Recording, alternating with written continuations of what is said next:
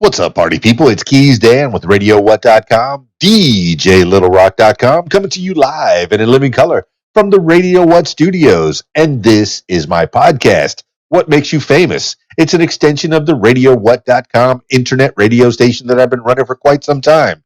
And if you need DJ services, where do you go? DJLittleRock.com. Check availability and get a free price quotes, and maybe you can have me at your next event. All kinds of events. You know, the weddings, the parties, the birthdays, the anniversaries, the corporate events, the video dance party, karaoke jams. Yeah, I do it all. I like it. And I become a part of your show.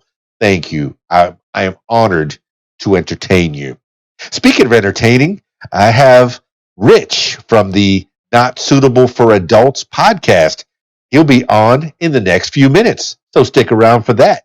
I think you're going to have a good time listening to Rich.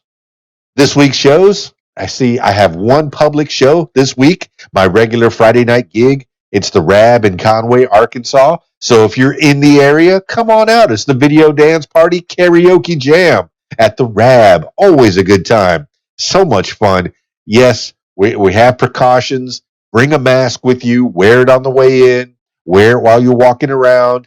But while you're seated, you can pull it down a little bit, have your drinky drinks, eat some food. The full bar, the kitchen's open. They have pool tables, pool tournament going on every Friday night. So if you want to make some money while you're waiting to sing a song, you can join the pool tournament at the Rab in Conway, Arkansas. That starts at 8 p.m. on Friday nights. All right, let's get into it with Rich from Not Suitable for Adults. I'm so excited to talk to Rich, and you should be excited to get to listen to Rich. The conversation's coming up pretty soon. Okay, I'm going to get him on Skype. So if you're listening to the audio version of this, I encourage you to check out the video version so you can see his pretty face. He'll be right next to mine. Check out my YouTube channel, youtube.com/user/KeysDan, or just go to YouTube and look up RadioWhat.com. All right, that's enough intro. Let's get into it with Rich from Not Suitable for Adults. Skyping Rich now.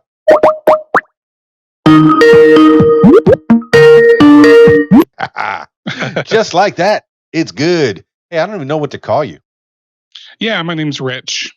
Rich. Okay. I've only heard snippets of your podcast, and it's well planned, well thought out. Yeah.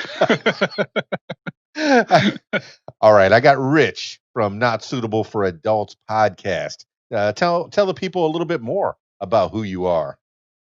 Yeah, so I host this podcast with my wife, Natalie. The show's called Not Suitable for Adults, and we review kids' TV shows and movies from the perspective of whether we like them for ourselves or not. And if our kid likes them too, then that's just bonus points. You know, that is one thing that I look for when I have a 14-year-old, and yes, I've grown up with her, and watching her cartoons. They always like to the best cartoons to me are the ones that like to slip in those little jokes just for the adults. And I'm sure that that's what you're talking about. And so what do you feel are the, well, do you have children? Yeah, so we have one daughter. She's 4 years old. Okay. So what are you watching with her that you're able to put up with? I would say our favorite show that she watches currently is called Bluey. You can find that on Disney Plus. It actually is originally an Australian children's show, but it is phenomenal. It's got exactly what you're talking about, those parent moments where the parents give each other significant looks at each other, and me and Natalie look at each other like, yeah, we know that. Yeah, those little references. How old are you?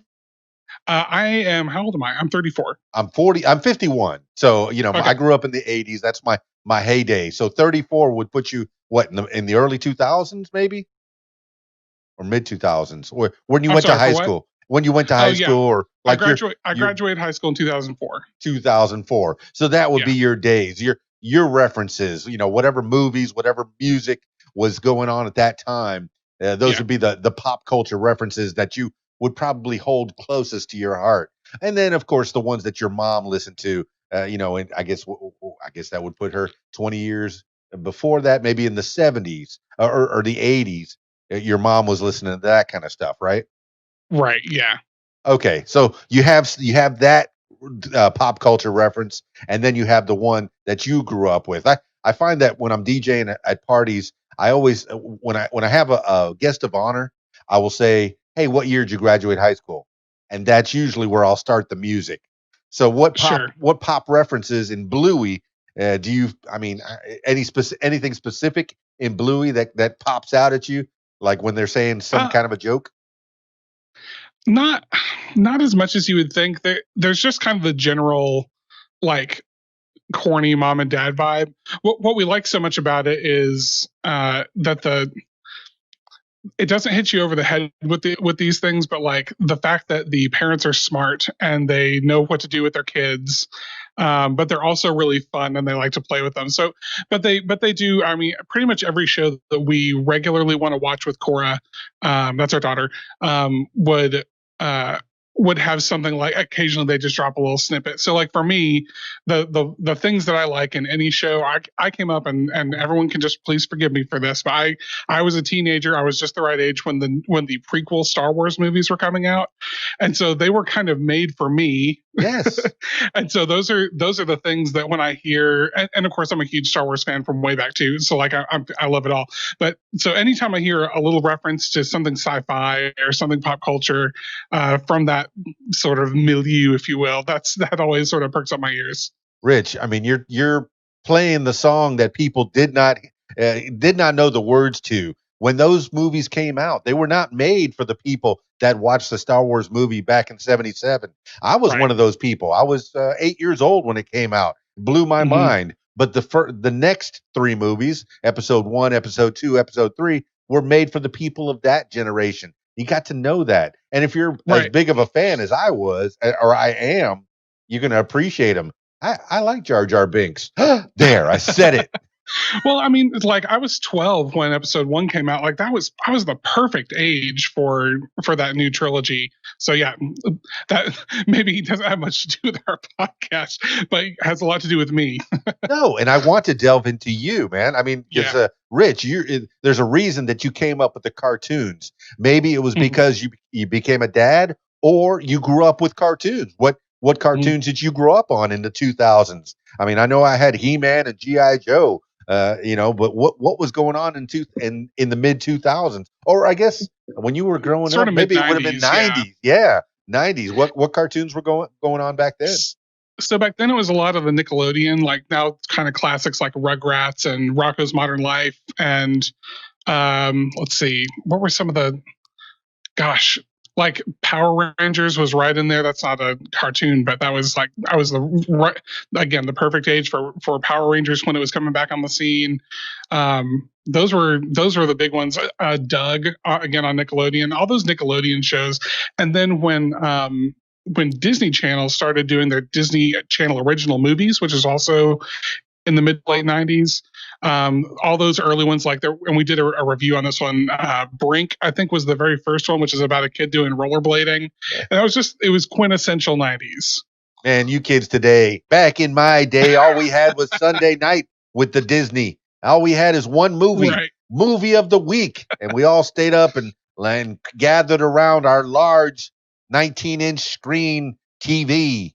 And if you Yep. were lucky, it was color, not black and white. No, really. And I feel like I'm getting older, man. And I'm remembering things. And I'm so happy to be growing up in this time because I've seen so many changes, man. And Mhm. I realize that every generation goes through changes. I'm born in '69, grew up in the '70s and the '80s, and I have my uh, pop culture. I guess is about the age of your parents. Hey, I could be your dad. No, but I guess with the things I love are the things that your parents grew up on. But you Mhm. grew up on different things, and you don't have to stick to the cartoons. What were the pop Yeah. culture things that you know got you excited, got you thrilled? Oh gosh, I was such a weird kid. Everybody's a I, weird kid, man. yeah, I was pretty weird, but I mean, it was that kind of stuff. I got as soon as I started getting sort of thinking about the late '90s and the early 2000s. That's right around the birth of like the superhero movie genre as we know it now.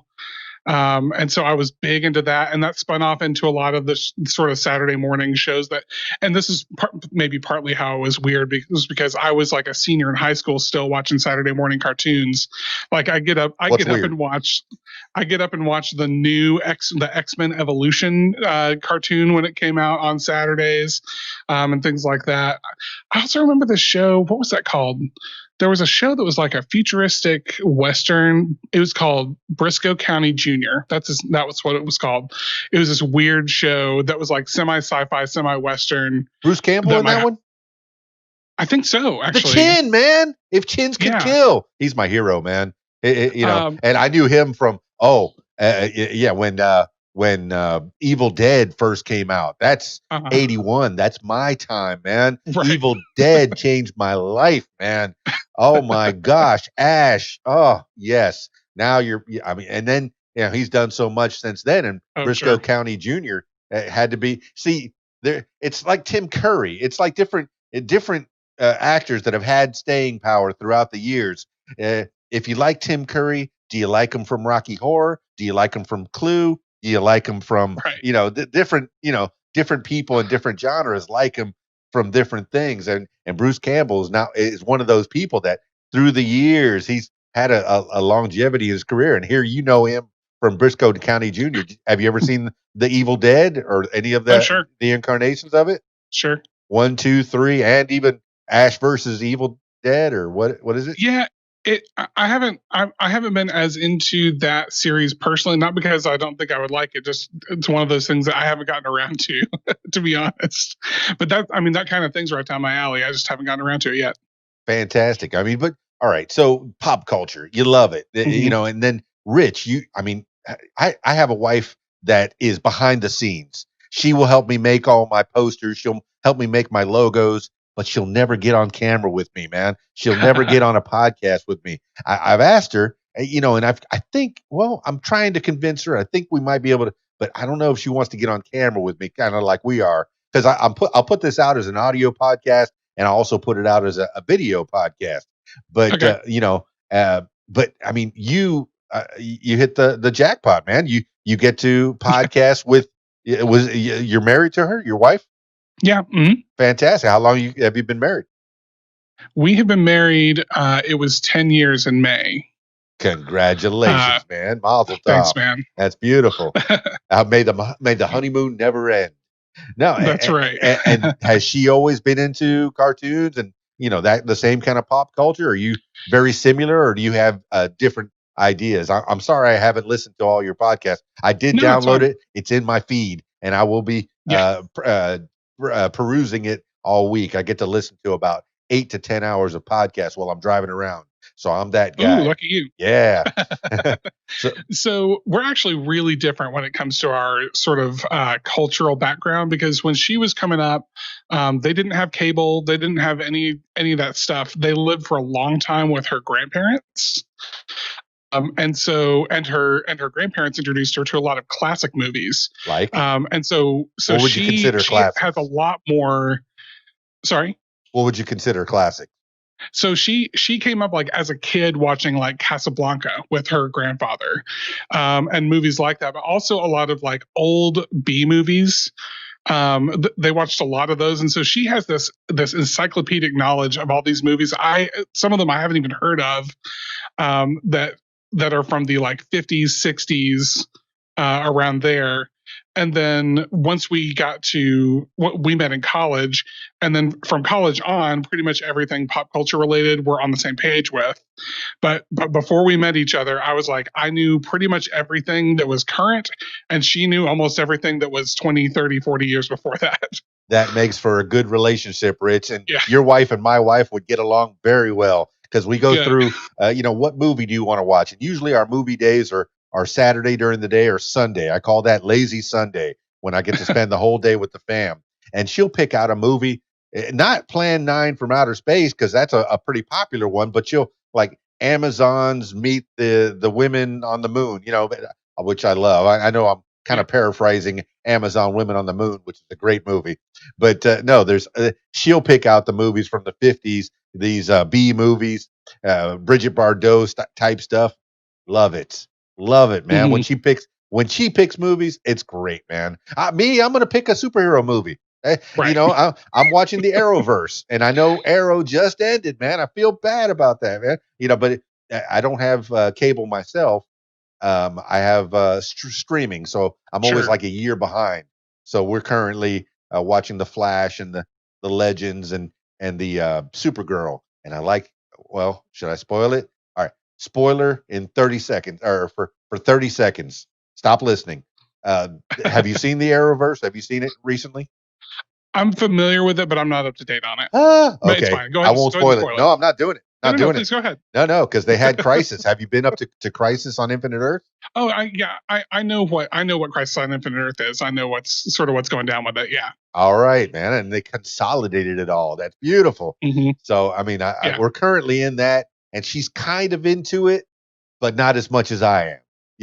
She Yeah. would rather see something a little more classic, classic. She has parents that are a little bit old, well, a little bit older than mine. So she would have been watching those movies as well, Casablanca and well, I guess her dad's into The Godfather and westerns and that kind of thing. Mhm. But man, I mean, it seems I love digging into people's ideas and how you became who you are. So in school, did you find that group of friends that liked the same things, that were into the comics and the book and the whatever you were into, Rich? Yeah, so I had sort of two groups of friends in college. I had sort of a small group that were like my dorm friends, and we lived together. We were different. Ones of us were roommates throughout the years, three or four of us, that all were sort of into the more movie culture. So we did this thing. We had this movie shop, or actually it was a used like movie and music and comic shop, and you could buy like VHS and stuff in there. And so what we would do is buy stacks of VHS for $20, and we'd take them and we'd watch through them all, and then we'd take them back and we'd trade them, and we'd usually get about half of our money back. And then we put another $10 on top of that and get another stack of VHS, and we just watched like terrible move, but like it was all we're like, have we seen these? No, we haven't. So we'd watch through those. And then on the other side, so I was a music major in college, and so on the other side, I had my music department friends, and we were all listening to both, like because of assignments, also because we liked it. We were listening to a lot of like opera and jazz. But then when we would get together, we'd like play cards and just shuffle songs from Disney movies. Dig it, And man. so we were like across the spectrum. No, man, I wish I would Yeah. have taken music in school. I mean, that's one group of people that I would have really enjoyed being with. I was the guy that played the music all through high school. I was the guy. Hey, bring your records over and your record player, and I was the DJ. I was the school DJ. And Hmm. then shortly after high school, I became the DJ on the radio. Right Right. in Sure. 1986, I graduated, and I went over to the local college radio and took a class, and then I went and I did a wedding in 1986. So that's when I went pro. But I never got the inkling, I never got pushed in that direction to where I could play instruments. Thankfully, my 14-year-old, she could play piano. She's wonderful. I have Hmm. three guitars in my closet right over there, and I can play three chords maybe. Right. But I mean, what did you do with your music? What have you done? So I was a music education major, so Excellent. I had to like become proficient in piano and stuff like that. But my focus was voice. And then once I graduated, I was a band and chorus teacher for a couple of years. And unfortunately, where I was at the time, they downsized, and I was new blood, so I got sort of cut out. And for a long time, I didn't have a musical outlet. Currently, I sing with a chapter of the Barbershop Harmony Society, which does like barbershop quartet style music. Here, it's headquartered in Nashville, so we have a chapter in Nashville, but also the international headquarters of that organization's in Nashville, and that's where I work. So. So I'm barbershop quartet music pretty much 24/7 now. In Nashville, Tennessee?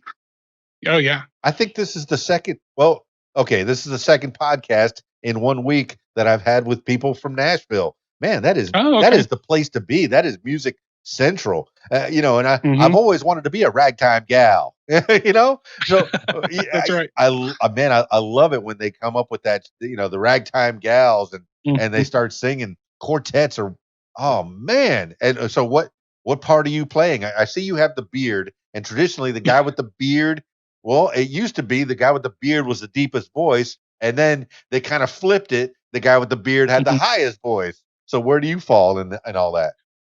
So in the chorus in the chapter, I sing lead, which is the sort of middle tenor voice, but it sings the melody. And then in a quartet that I'm in as well, I go between lead and tenor. We swap off. So I'm one of the higher voices. Oh, that's fantastic, man. I'm so jealous. Now, what's the name of the quartet that you're in? The quartet that I'm in is called B List, and the name of the chapter chorus that we sing with is called the Music City Chorus. So where can we find them? Are they online? Do they have Yeah, we're videos both up? we're, we're both on Facebook. So if you search Music City Chorus or B List, it's B dash lists, you'll find us. And you're gigging with all that? I mean, at least before coronavirus. But have you been Right. how long have you been doing the singing? Professionally, I guess. Yeah, so I've been with the chorus now since 2014. I'm actually the chapter president as well, so I'm sort of working on the administrative side with that. So I've been with them since 2014. The quartet's been together for a couple of years, and actually, even though with coronavirus going on, we have been able to do. We just recently did a gig for a lady throwing an anniversary party for her parents, and we sort of just made sure we were good and far apart from them. And we sang 4 or 5 songs for them, and it was great. The chorus is meeting on Zoom right now, so we don't even get together to sing, but we're still meeting to sort of work through some music that we're hoping to have learned when we get back together. Oh, that's fantastic, man. And yeah, I just started gigging again. I do karaoke shows. Hmm. I mean, I don't know. Okay, real musicians, do they like karaoke? Do they not like karaoke? And I've had both sides, so I'd have to ask your opinion. Have you ever done karaoke? Are you that guy? I'm not a karaoke guy. It's not because I have anything against it. One is I haven't found myself in a position to do karaoke a lot of times. I don't find, for whatever reason, I just haven't found myself there. Um, but we do actually in the barbershop quartet community. We actually do something similar to karaoke. We have a standard set of songs that, like, we all kind of know different stuff, but there's a core set of 10 to 12 songs that we all know. And usually, one, two, three, or all the parts to it. And so when we're at like conventions, and there are 2 or 3 or 4 conventions a year, you get together and it's like, hey, we need a lead over here for this song. And then you come in, you stand a little quartet, and then you're basically doing barbershop karaoke at that point That is with cool. 3 other guys or girls you've never met before. So is this Um, you like in a jam session? Because I know our local musicians on Sunday nights over at TC's here in Conway, Arkansas, will have if you go to the Sunday night jam, you'll see a guitarist from this band and a drummer from this band and a singer from that band. And is it different quartets that you're using different people, or is this people off the it, streets? Yeah, it's even less formal than that. It's all people who are there for whatever the thing. So we have like competition conventions, both locally, sort of in districts throughout the country, but then we have a big one every year for our international community. They come and we all meet in one city somewhere in the U.S.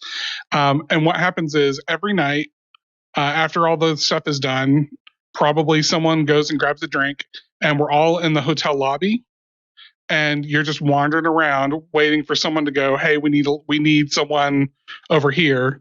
And so it's like a giant mixer almost of you're just sort of hanging out with your buddies until someone says, hey, we need a singer, and then you're like, gotta go do this, and you run over and you sing, and you come back and you meet new people. It's a really cool community.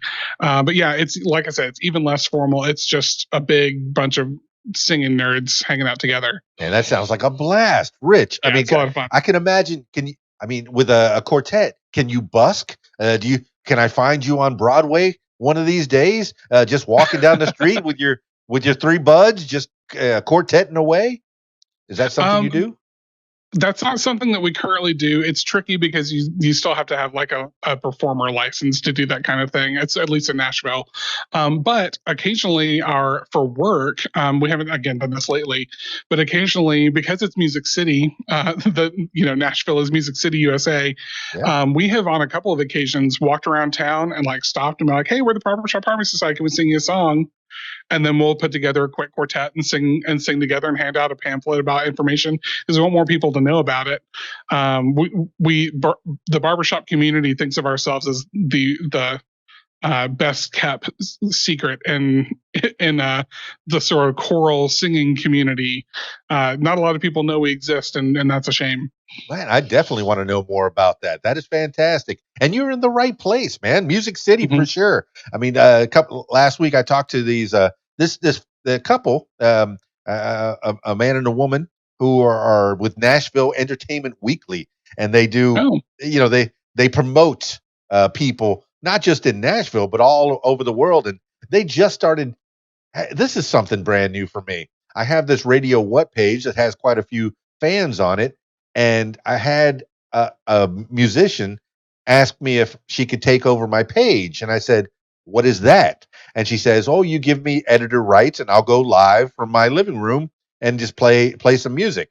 And the advantage to she'll put up she put up a virtual tip jar, I guess. The advantage of Mm-hmm. that was she potentially gets my new three, my listeners off my page, and then I get content. Is that something you've ever done? I mean, do you do some live things on your Facebook page or things like that? That's not something that we've done, but that sounds extremely interesting.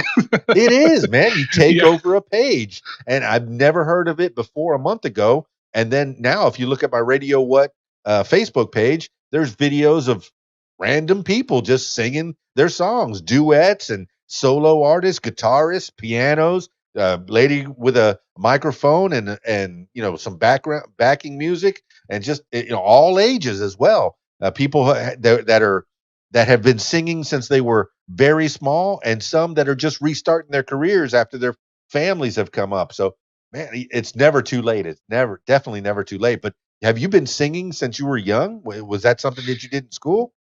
Yeah, so I when I was little, I was always singing. My parents had these cassettes of like old gospel quartets and trios that we play on road trips, and so that was sort of the beginning of me singing. And then in high school and all through college, so I started playing in like in the wind band when I was like in fifth grade, and I played the baritone horn, which is like a little tuba. Um, I played that my entire school career, so fifth grade all the way through the end of college, and then I started singing in choruses in high school and have never stopped. So, Rich, for favorite gospel song that you sang growing up, Oh man, or name a there few. You don't was have to be the favorite one. there was this oh, what was it called? There was this song that a group called whose name was Acapella. Original They name. did, yeah, they did this song called "Give Me Water from the Well." That was sort of a slow jam. That was a song I always loved singing along to. They also did this song that was just called the La Song, and it was literally just them sort of jamming on La La La La La. That I would always like rewind it. Let's sing that one again in the car. Um, and then later on, there's an old one that a lot of groups do. I think it was made famous by oh man, I'm gonna forget their name. Oh, I can't remember. I can't Oh, remember the we'll name of the remember in a quartet. couple There's of a gospel minutes. quartet, Yeah. but there's a old song called "Roll Jordan Roll." That was a favorite as well. And I like I'll Fly Away, but then of course Oh I yeah, watched. "I'll Fly Away." Yeah, Yeah, classic. I watched Oh Brother Where Art Thou, and that really Hmm. solidified it for me. But Oh man, sure. I mean, that's got to be a great memory for you and your grandparents, just driving around singing some songs. Hmm. How did you make them feel? Were they as happy as can be, having a little Rich in the back seat singing? Yeah, it was. I mean, that was a whole family tradition. So like, it was always a we never had a quiet road trip, but that was good. And I mean, that's how my sister and I both learned to sing. And she learned to sing the melody. She'd sing the soprano. My dad would sing bass. My mom sing alto. I'm singing tenor, and we just jam it out in the car. So Oh, you were better than the Griswolds, Mock. that's right. Yeah, yeah. No, that's fantastic. Yeah, because the kids in the back wouldn't sing; they just put their Right. headphones on and started to rock out and sang. It did something else. But man, that's got to be great to bring the family unit together. Have you ever sang with your sister out in the streets? No, that's not something that she's into right now. It's something I'd love for her to want to do more. She's just her life is totally different. She's a graphic designer and stay at home mom. So she's doing it all. So yeah, Oh, living the dream, man. that's That's right. one thing that I have my wife. She stays at home as well, and she homeschools Hmm. the kid, and whatever work she needs to do, she does it from home, and that's fantastic. I like that. I like that dynamic. Good on your But sister. Some but people would my say I was old fashioned. Oh, the wife's at home. But no, go ahead. yeah. Well, I was just gonna say, but my wife does. So my wife sings, and there's several different groups in the Nashville area. So I'm in a men's group. She's in the women's group. It's sort of our sister group. And so she sings with the girls on Monday night, and I sing with the boys on Tuesday night. And we've done a couple of little projects together during the quarantine time. So we have got to sing together a little bit. Man, Rich, that could almost be a metaphor. Oh yeah, he's out singing with the boys on Tuesday night. Oh yeah, having a few, right? No, no, you're really singing with the boys. No, what's the name of her group? Shout it out. Uh, so her group is called the TuneTown Show Chorus. So we're Music City in their TuneTown. That's cool. Well, that goes right back to cartoons, man. Yeah. I know it's Oh probably yeah. spelled Yeah. a different way, but here we go back to the tunes, Sure. man, and we brought it all the way back around. So, man, so you had your group of friends. You grew up in Nashville? Partly. I was born in Nashville and spent a lot of my childhood here. Lived several years in New Hampshire because of a move that my dad had to make for his job. And so that's actually when that's when I started singing in choruses, was when we moved to New Hampshire. And then I came back to Nashville for school, and we've been here ever since. Yeah. What else are you gonna do in New Hampshire? No, but so what did your dad do that he had to cruise up to New Hampshire? The company that he worked for here in Nashville was, I think it was in, I don't remember if it was in bad shape or what, but like his boss just took a job up there, and they were looking for that was going to be an improvement for him. And then he's like, "Hey, I'm going to be the CFO of this company. We need a chief accounting officer. You want to come up?" And he's like, "Yeah." So it was a big improvement for him and sort of an adventure which we hadn't gotten to take yet. So That's good. You've seen how it is in the South and you've seen how it is in the North. That's got to give you mhm, perspective. I'm born and raised in Miami in the Florida Keys. That's where Keys Dan came from. And then at 40 years old, my wife says, "Hey, can we move back near my mom and dad that just retired?" And I went, "Okay, I'll start my life over for you because I love you, honey." And that's what you right. do. Okay, so you met the wife in college. Where'd you go to college at? We went to Lipscomb University, Where's that? which it's in Nashville. It's a private Christian school. How about that? So grew up Yeah. Christian. You still got that faith based behind you. So that's got to be telling too. That's got to keep your soul in check. There's some things that you won't say, some things that you won't do. You put limits on yourself to keep your soul safe, I guess. Or what do you think Yeah. about that? We're probably weird. I mean, not weird. We're somewhat more modern, quote unquote. We don't put a lot of stress on ourselves about not living up to some sort of expectation. Right. Um, Nobody but we were could. both, yeah. So we were. I mean, we were both raised in really solid families. We both have both of our parents and our parents stayed together that whole time, and we consider ourselves to be extremely fortunate in that way. And so it's just that we've had a lot of good examples through our lives, but that doesn't mean we don't, say we don't swear from time to time, or we don't take a drink or something, but we do. But it has informed to a degree our the way that we go about our podcast. Yeah. We because I mean, it might go without saying that because we review kids shows, that's not an explicit show, but that's pretty rare. I found in the podcast community. We're friends with a bunch of other podcasters, like through Twitter. Yeah. And we've talked about doing these sort of crossover things with these other shows, and they're like, okay, well, let's make sure, like, who in here is explicit and who's not. And everyone's like, we're explicit, we don't care, do whatever you want, we're talking about beer, we're talking about, we're talking about sex, we're talking about drugs. And we're like, we review kids shows and we don't swear. Like, yeah. Like, I find that too. I'm listening to podcasts all the time, and I listen with my my little earpiece because I don't want to subject anybody to anything that they don't want to hear. But my podcast, not explicit. You'll notice I haven't cursed once. I haven't had a need to. When I was a kid, yes, you learn all the curse words when you're a kid, and you think, ooh, you're all big and bad just because you say these things. But those words, they have connotations. They got feelings behind them. When you say those words to somebody, it hurts their feelings. And I just don't want to do that. I don't want to hurt anybody. Well, if I could do that, and it's simply. part of. Sorry, I didn't mean to interrupt you. No, go ahead, please. It's one of those things, like when we started, something we talked about that Natalie especially wanted, because this is how we already listened to a lot of podcasts. And one of the ways that she would do it is, like, she's in the kitchen working on something and she'll just put her phone out, no headphones, and listen to a podcast.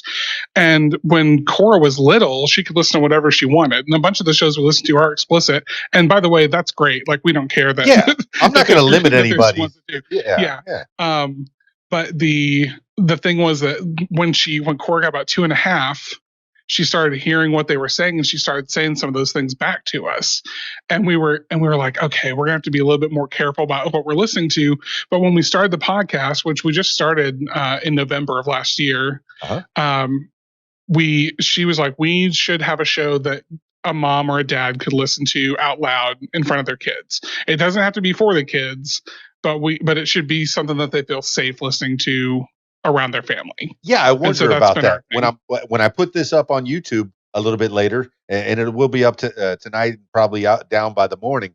But when I put this up, there's that little, now that YouTube's got the thing, is this for kids or is it not for kids? Well, there's no cursing in it, but no, it's not necessarily for kids. So no, it's not for kids. I didn't make a cartoon show like you did, not suitable for adults, but I mean, when you put it up on YouTube, or do you put it up on YouTube as well?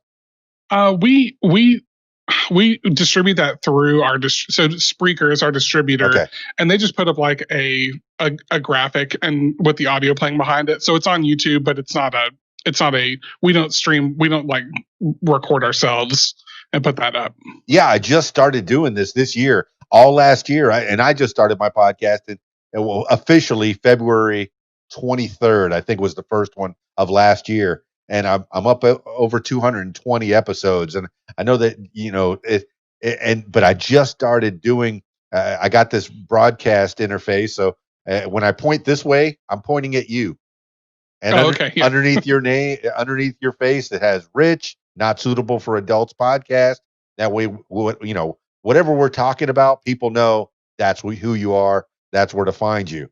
And, cool. And man, I'm glad that I'm digging into your life, man, and who you are and how you became interested in this. So what was the first inkling? You're listening to podcast. Was that you said, I could do this. Now what's my podcast going to be about? Is that what you were doing pretty much? There were sort of two catalysts to us starting a podcast.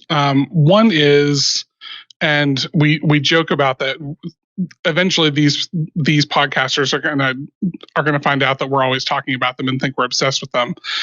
There's a family called and they're the McElroys, which they do a show called My Brother and Me, and they have a bunch of spin-off shows. It's three brothers, and they have a bunch of spin-off shows with each of their wives. So each of the brothers and his wife have their own show, and they have a show with their father called The Adventure Zone, which is an actual play D&D podcast. And so we listen to most of their stuff. And what we love about that is that it's these couples who are best friends who found something that they like talking about together and talk about different things. So, like one of those couples talks about the wife is a doctor. That show's called Sawbones, and they talk about medical history. And in one of them, they talk about sort of the history of manners. That show's called Schmanners. And one they just talk about stuff that makes you smile, and that show's called Wonderful. And we're like, that is great. We would so if we could find something like that, we'd love to do that someday. And then one day we were sitting around just sort of riffing on this show that Cora was watching back when she was, 3, and we had it almost down to like a comedy bit where we both knew the beats and we'd tell this story to different people and it would always get a laugh from them. And we're like, this is something we like doing, is talking about this show. I wonder if we could do we feel like there's enough material that we could do this as a podcast, or let's try it. You can set up a podcast for free these days. So Yeah. we got a cheap microphone that a friend, like one cheap one and another one a friend loaned us. And I figured out how to plug it into my Google Chromebook at the time and run it through Audacity. And we're like, let's just do it. Let's just see what happens. And we got 2-3 episodes in and we're like, yeah, we could do this every week and talk about a new show that we watched through the week. And so that's how it came down. And it's exactly the same thing. It's my wife and I were best friends, and this is a subject that we like talking about together. So that's sort of what got us going. Rich, you're giving people gems, man. They could start a podcast for very little money. Really, just a cell phone. You can do it. It won't sound as good, but once you get into it, you can spend a buku amounts of money. I mean, I got this Rode, podcast mixing board here, and I'm using a pod mic now. And man, your voice is very soothing. I can listen to you for hours, man. So whatever you got it running through, what kind of equipment are you running through right now? I was gonna say, you can, like, everyone sort of slobbers over the Rode and all that stuff, but like we've got a couple of Audio Technica AT 2005s, I think, and we got them because they can be USB or XLR. So like right now I'm on the USB, but when we record, we do both of them XLR through just a little 2-port interface. I don't even know what the like a mixing board. What the brand is. Like a little mixing board. Okay, yeah. The nice thing, I had a mixing board, a Yamaha. That was the first thing that I was using. But then when I plugged a phone into it, and what I would do was plug a phone and then plug into one of the jacks, and it would pop. And the nice thing about the Rode is it doesn't pop. It's made, to have a phone come through. So if I ever had to do a phone call, which thankfully, due to the, now that I've discovered Skype and Zoom, even, I'm getting video. I get to see your pretty face, man. And and it's almost like having a conversation face to face, which is much better than a phone conversation. It's that step up. The only thing better was if you were in the same room with me, but at least I get to see your facial expressions. We get to bounce off of each other and find out more. That's, man, growing up. Okay, New Hampshire. Tell me about your time in New Hampshire, man. What's the snow like? For me, it feels like it's always winter up there. But tell me about New Hampshire. It is. When we moved up there, it was actually right at the winter of '99 into 2000, and it was we were dealing with the Y2K bug and all that. And so when we moved up there, the winter we moved was fairly mild. But the following winter, we didn't see the ground. We didn't see grass from October until late April, and it was always at least a foot deep, and it was totally crazy. It was not something we were used to at all. I loved it. I like the cold, and so like I loved every second of it. But yeah, they joke that they have 3 seasons in New Hampshire. They have winter and mud and spring, and okay, and as opposed to the South where it's summer all the time, right. and then winter is that 2 days that some white stuff hit the ground. I guess in Nashville, there must be like maybe one little snowfall. Was there anything this year? I don't think so. Yeah. If there was, it didn't stick. And Nashville's funny because we're in like a river basin, and so the weather goes around Nashville all the time. If you ever, I mean, there's no reason if someone's sitting around watching weather happen in the southeast, and you happen to notice this, anytime a system comes through, especially for snow, we'll be sitting like, come on, give us some snow, and it'll be coming us a line like this, and it'll go boop and go right around Nashville because of the little basin we're in, and then Amazing. keep on going. Okay, my mom, and my grandma are in Key Largo, the Florida Keys. Sure. Paradise, right? People go down there for fun all the time. Where does she want to move? Just south of Nashville. Yeah, she's got a house there now. She's had a house there for quite a few years, and they're Okay. building a log cabin now. She had Oh, a cool. small house, and then right next to it, they're building this big log cabin. So I'm like, oh, that's so cool. But she doesn't want to be in the Florida Keys anymore, and she's moving in your neck of the woods. So I'll probably be heading that way sometime to go visit. But yeah, okay, so you say that in New Hampshire there was snow. Did you have any fun in the snow besides? I mean, did you have to? I guess you had to shovel snow, but did you have fun in the snow? Yes. What were the I games? I would say we had some fun in the snow. They know how to set up like tubing and stuff like that. Unfortunately, we moved up there a little later than most of the kids learned how to like ski and snowboard. So by the time we moved up there when we were in middle school, I was in 8th grade, my sister was in 6th, and already every child who lived in New Hampshire knew how to do all that, and they like would regularly during the winter months there was a bus that would, instead of taking you home, would take you to the nearest mountain and you could go skiing for the afternoon. And there would be people who were like, hey, you should come to the mountain with us. And we're like, we don't know how to ski. We would not be with you. We'd be learning how to ski and falling down. And so Yes. we didn't get to learn how to do that kind of stuff. But yeah, I mean, it was cool. We still got to go sort of do tubing, stuff like that. And one of the first cars I had was a big sort of 4x4 old Jeep. And so I got to drive through the snow a lot. And that was fun too. Did you drag people in the snow? Because kids do crazy things. I know when it flooded down in Miami in Kendall, we would whoever had the 4x4 would drag somebody on a tube down the flooded waters. Did you do that on the snow? No, we had a little too much sense and a little too much safety on our minds. He's reading the good book. That's what he's doing. He's reading the good book. I did see another car though one time. There's so many back roads up there because you're twisting and turning through foothills basically everywhere you live. And there was a one time I was following behind this car in this sort of big Jeep, and the car in front of me is like a little SUV, but it's not real. It's basically just a car, and it literally was going just a little too fast and started to take a corner and just kept going, just went straight into this person's yard and Ooh. jumped the embankment, and they were fine. They like landed perfectly on their wheels and everything was perfect. But yeah, I mean that kind of thing happened a lot in New Hampshire. But Yeah, that's what makes the story good, Rich, is they all survived. yeah, Yeah. Now, when you first started telling the story, it was we moved in the winter of '99. I think you should put some more emphasis on there. In the yeah, winter of yeah, '99. Well, as you get older, that's going to be the story yeah. as it goes. It was the winter of '99, and it was dark every day. That's it. Uphill in the snow, both That's right. ways. Oh my goodness. All right, at least you have those stories to tell Cora and her Yeah. kids in the future coming up. Yeah. Oh, we got to go see Grandpa Rich again. He's going to tell us about that snow thing again. Oh, okay. I get it. No, all right. So what made you move back to Nashville?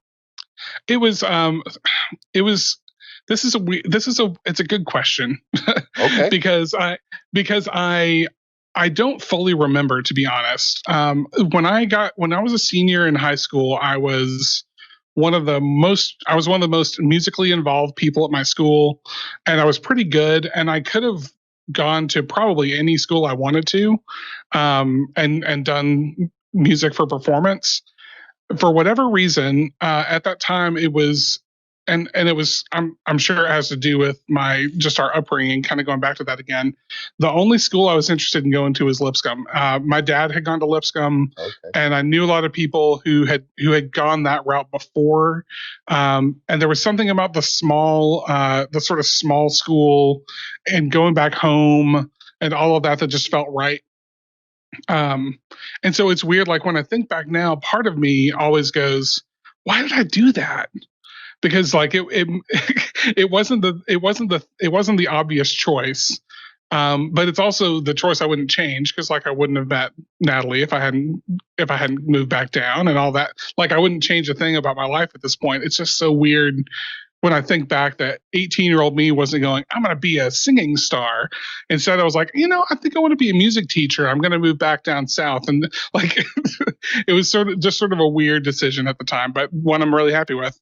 Yeah, your dad went to Lipscomb, so tradition. That's right. You went to school, man. You went. Hey, my dad. It was good enough for my dad. It's good enough for Mhm. me. It's man, music teacher. So you're actually a music teacher now. What did you end up with that degree? Nope, I'm not. What? I've got that in my pocket, but like I said, I work for the Barbershop Harmony Society, So that's and your so job. yeah, I actually work for the Barbershop Harmony Society in it. So it's weird. So I'm in the admin team for the local chapter, but I also work for the headquarters, and so I work for their customer service and donor service team over there, and just having a music background is sort of the common denominator now.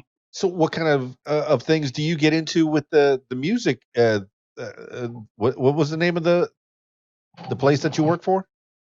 It's the Barbershop Harmony Society. The Barbershop Harmony Society. Now you work for it's a nationwide or worldwide? It's an international organization. We have Wow. chapters in the U.S. and Canada, but we have affiliate organizations around the world. And when we put on our international contest, we host groups from as many as 6 to 12 different countries. Is this like nonprofit or for profit? What I mean, you, Yep, it's a 501c3, and every chapter is a subsidiary 501c3.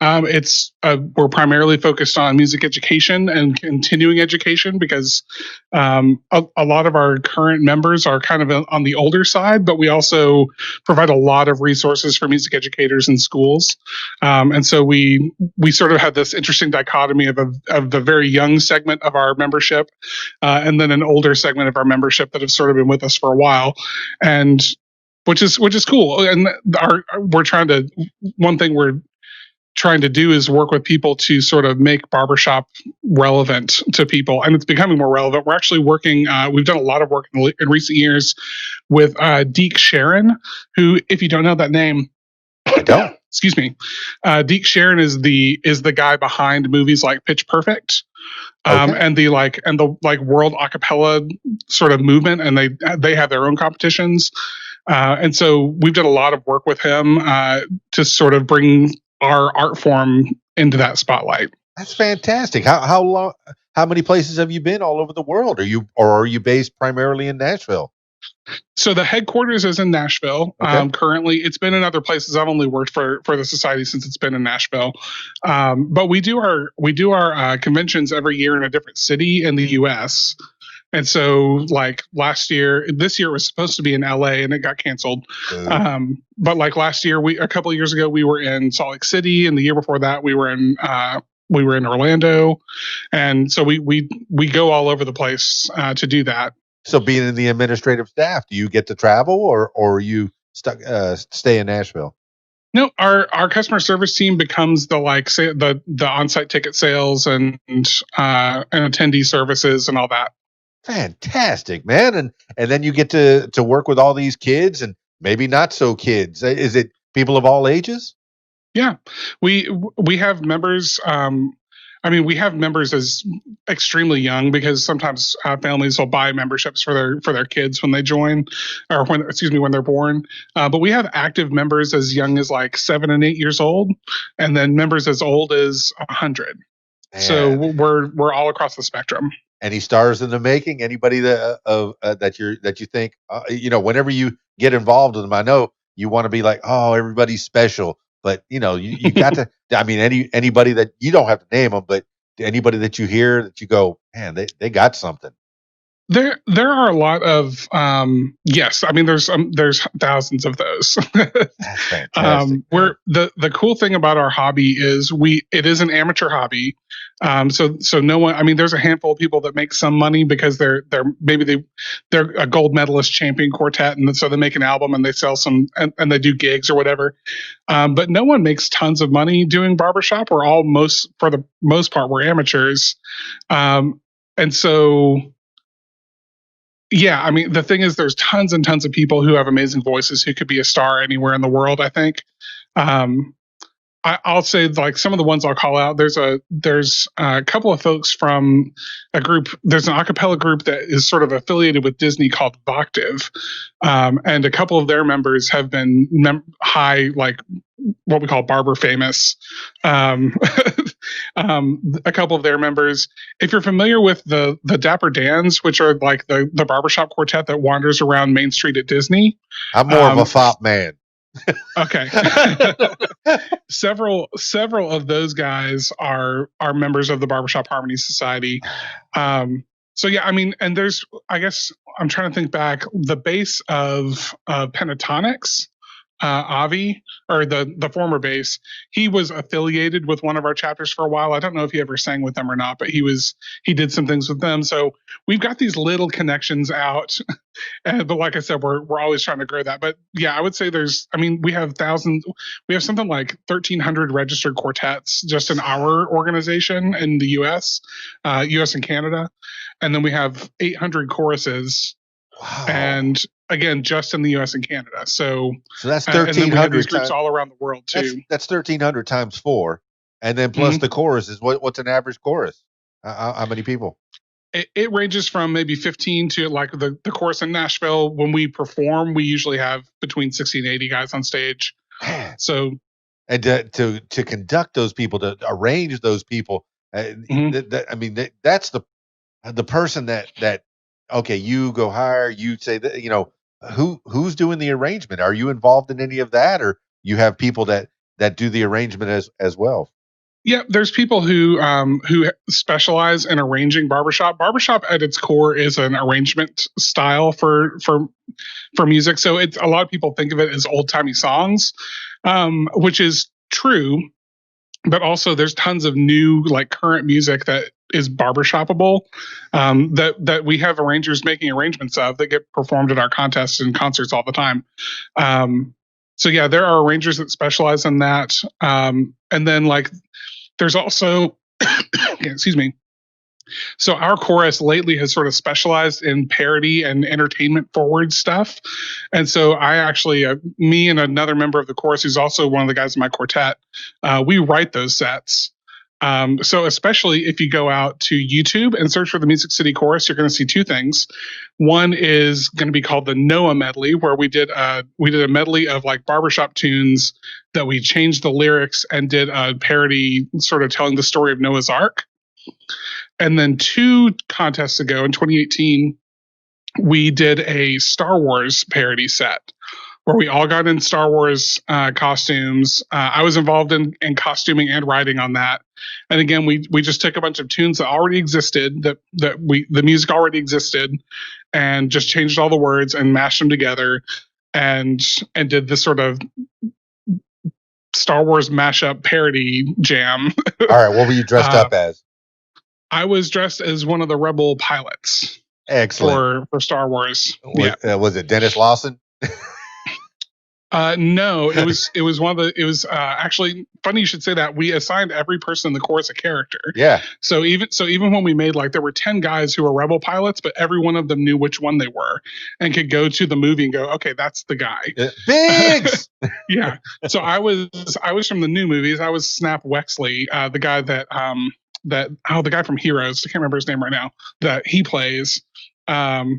And so, yeah, we all knew which character we were. And there were guys like my friend Eddie, who wrote it with me. He actually played Luke Skywalker. And our assistant director was actually Leia. He was dressed as Princess Leia on stage, which is really, really good. That was one of the best moments. We had a guy who got full makeup and was Darth Maul. It looked amazing. The Star Wars set is absolutely freaking phenomenal looking and a lot of fun. Yeah, and you have a great story to tell, man. It's all on video, and you've got memories, and you've inspired other people, I'm sure, doing that. Oh, this is all great, man. I never Man, I never know what I'm going to get when I talk to people. Yeah. I get some good stuff here, man. Talking to Rich. I appreciate that so much, man. So, I mean, how do you, I guess I'm taking a lot of your time. How do you want people to find you? How many things can I plug? Can I You can plug a lot of plug things? everything. This is your podcast. Okay, cool. So if you want to find our podcast, we're mainly on Twitter at Not For Adults Cast. That's NOT, the number 4 Adults Cast. We also have a Gmail, same thing. And the show is called Not Suitable for Adults, and we're on pretty much all the major podcast streaming services. Again, to plug my quartet, we're called B-List. You can find us on Facebook. The chorus is called the Music City Chorus. We're also on Facebook. Natalie's chorus is TuneTown Show Chorus, also on Facebook. And again, look for us on YouTube as well. Both the chorus and the quartet, we both have some stuff on YouTube. And finally, if you're interested in learning more about the Barbershop Harmony Society, you can go to barbershop.org. And we have chapters all over the U.S. and Canada. So if you're interested in just being a hobbyist singer, you do not have to be a professional by any means. Head over to barbershop.org. Yeah, for those who've been watching the video and see me concentrating, I almost put my tongue out because I was concentrating. I'm writing all these things down so I can put them in the show notes, and so I won't forget. Man, that's fantastic. You got a family going. You think little Cora is going to be doing some singing? I hope so. She's already doing a little bit of singing along to some of the shows she watched. She's got a good voice, so hopefully. Well, besides Bluey, what else are you watching with her that you could put up with? Yeah, there's a handful of shows. I can't do this for long, but there's a channel called Pink Fong that does. They're famous for Baby Shark. So when Baby Shark became big, that was theirs. But they have a ton of kids songs that they put little videos to, and she knows a few of those that she'll sing along to. But also, I've got her learning. There's a song I sing to her sometimes when she's trying to go to sleep, and she'll say, "Daddy, sing me a song." And there's a song I sing for the quartet that I just sing the melody to her. And then the other day she said, "Daddy, I'm going to sing you a song." She sang that back to me, and it was really. Now, when you said that you were, in a barbershop quartet, I thought about acapella, and the first, of course, one of the first things that popped into my head was pentatonics. Love them or hate them? Oh, I think they're great. I guess I should say, love them. Jam it or slam it. Jam it. Yeah, so for sure. Very inspirational. I mean, they definitely made it big. Put that genre into the forefront. Yeah, I actually caught them when they were on the Sing Off. So when they were on that show, which was a great show. We actually watched that show the season that they won, and then like the next year it was like, here's the pentatonics again, and man, they just blew up the acapella industry. It's so cool. We're doing everything we can to sort of follow in their footsteps and be on their boot heels. Yeah, you said the bass left, aren't they? They're down to 4 members now, aren't they? I think that I think they replaced their bass. Oh, okay. So they've got the lead tenor and bass, and then the soprano, and then the beatboxer. I think they're back to 5 again. Oh, okay. Yeah, it would make sense. We're quadratonics, no, Yeah. But and then musicals, man. As we're wrapping this up, I want to talk about some musicals. Are you inspired by any of those? What are your favorites? Well, as a barbershopper, I couldn't not say The Music Man. That's sort of our bread and butter. Okay.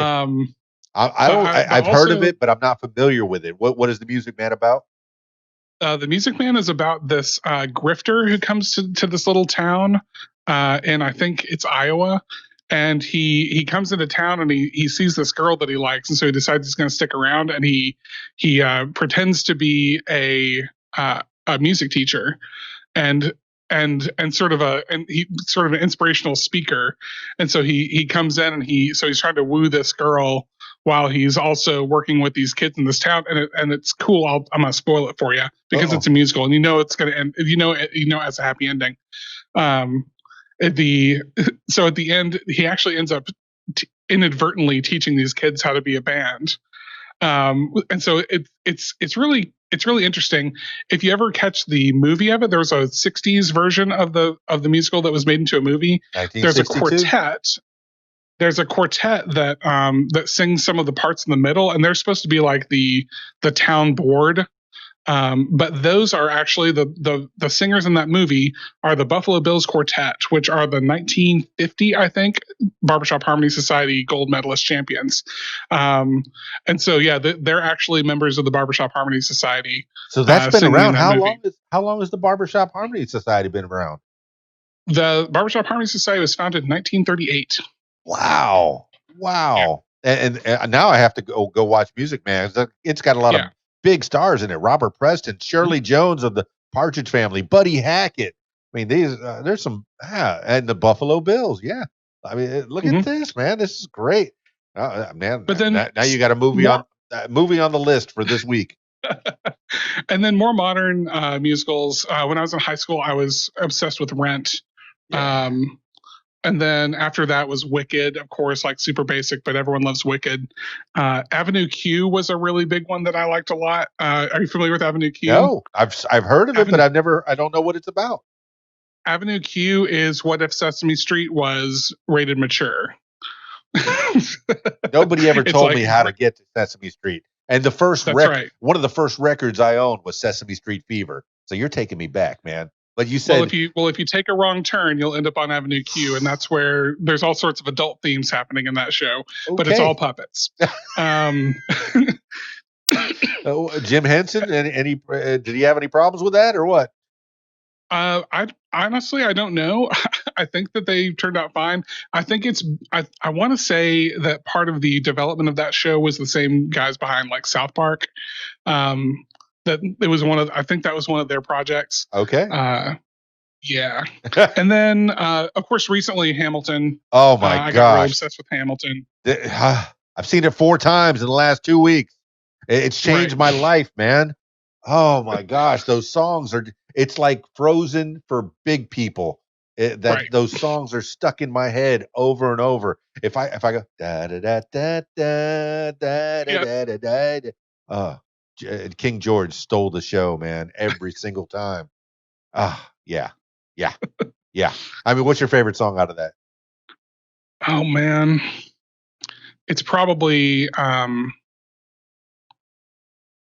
it's honestly that intro song. I think it's just Alexander Hamilton. It's that intro song. How does an orphan like? And as soon as that starts, I'm like, yes, this is already banging. I'm with this already.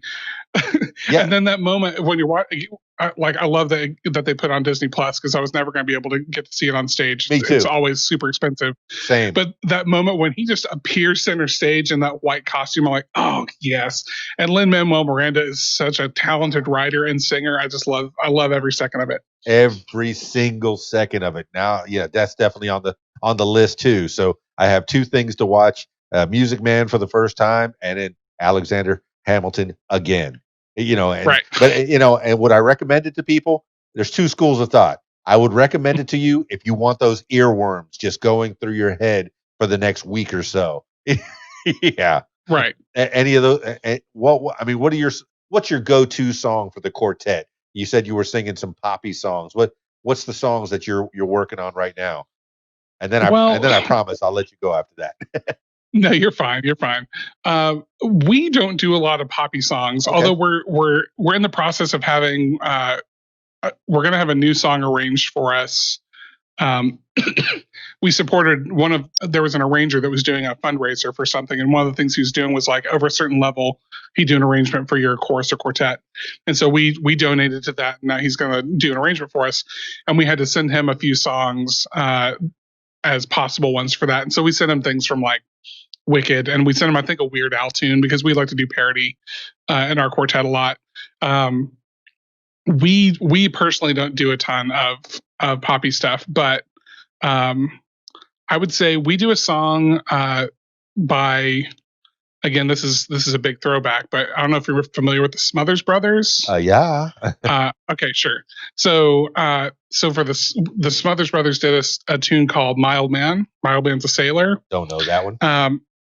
it's really funny. If you watch some of the old ones, there's some stuff that's problematic for current times. Yeah, they're all old ones. Just because of when they were, just because of when they were coming up. But the version of the song we do is from their like 20th anniversary reunion when they came back to CBS, and it's all a joke about like, well, my old man's a sailor. Well, my old man's an anthropologist, and each version of the old my old man gets more and more complicated, and it gets harder and harder to sing as you go. And so we do sort of a funny. The original version of the song as it was arranged was just the lead would sing through each of these things, and it would get more and more impressive. And so we decided, what if we rearrange it a little bit so we all have to sing all of the complicated things when they happen? And so we always get a big reaction on the last one, which is this long, like, well, my old man's a cotton picking, finger licking chicken plucker, and then you have to sing that each and every time because you say. He wears a cotton picking, finger licking chicken plucker's collar. He wears a cotton picking, finger licking chicken plucker's hat. He wears a cotton picking, finger licking chicken plucker's raincoat. And so you have to do that every single time. And we get to the end, we take it, and we cotton picking, finger licking chicken licking man. And someday, and so we. When we get to that big breath, we always get a big applause because we've all gone through that whole thing, and it's usually pretty close to right on. Oh man, I love tongue twisters. I love and yeah, you're right. In Hamilton, when he was who was it? Man. Was it Angela? She came up with that. Was it Angelica? When she had that they counted how many words per minute she was doing, and was incredible amount of words. Yeah, when people can do that. Her and in the right hand man song, Lafayette has that one. That one section too that I listen to that on loop, and I'm like, I gotta learn how to do this because there's so much detail in there. Lofty goals. All right, Rich, Not Suitable for Adults podcast, amongst other things. Man, that's right. If you think you're just going in to talk about a podcast, there is so much. There's more layers. People are not just one thing. People are lots of things. Sure. Do you have guests on your show? Or is it just you and the wife? We haven't. No, I lied. We have a couple of times. It's usually, so far, it's been people that we know locally, but we are totally open to doing guest spots. We just haven't gotten quite around to it yet. Yeah, I mean, all it takes is a phone or Skype or Zoom, and away you go, man. The whole world is yours, and you could talk tunes all day long, man. That's fantastic. And I could have talked to you for all day, man. Your voice is so soothing in my ear, man. Oh, yeah, I really appreciate that. I kind of hate my voice, so I'm glad that it soothes someone. Oh, it is clear and crisp, and whatever equipment you're using, you don't have to change a thing. Don't go changing to try to please me. I like you just the way you are. Okay, I usually finish these things off with last words for the people. Rich, I want you to say some last words to the people. It could be some words that you live by, something that somebody told you a long time ago that it's stuck in your head, or whatever pops in your head at this moment in time. Rich, last words for the people. Yeah, listen, folks, whatever you want to do, it's probably easier than you think it is. So if you're looking to start a podcast, it's not as hard as you think it is. If you have always wanted to be a singer, something we believe in the Barbershop Harmony Society is that everyone's a singer. They just don't realize it yet. Everyone's got something that they can do in that. And so just, like I said, nothing's as hard as it seems. Just go out and get it. Well, there you have it, party people. Rich from Not Suitable for Adults, the podcast, and other things, man. Look him up at barbershop.org. Look up B-List. Look up Music City Chorus. Look up his girl on TuneTown Show Chorus. Man, I'm excited. I'm going to go watch some of those videos and listen to some songs while I'm doing some stuff. Yeah, I'm going to have a good time. And he turned me on to the Music Man, so I'm going to have to check that out this weekend. And I got to watch Hamilton again. Again? Those songs are going to be stuck in my head. I look forward to watching your videos, and I already have your podcast loaded up there, Mr. Rich. I appreciate it so much, man. I thank you so much for being on the podcast and telling me a bit of your story of how you are the way you are and why you are the way you are. I appreciate it. All right, that's it for this edition of What Makes You Famous. If you would like to tell your story, I encourage you to give me a call at 501-470-6386 or email info@radiowhat.com. That's it for me. It's Keys Dan, radiowhat.com. DJLittleRock.com. Peace. I'm out of here.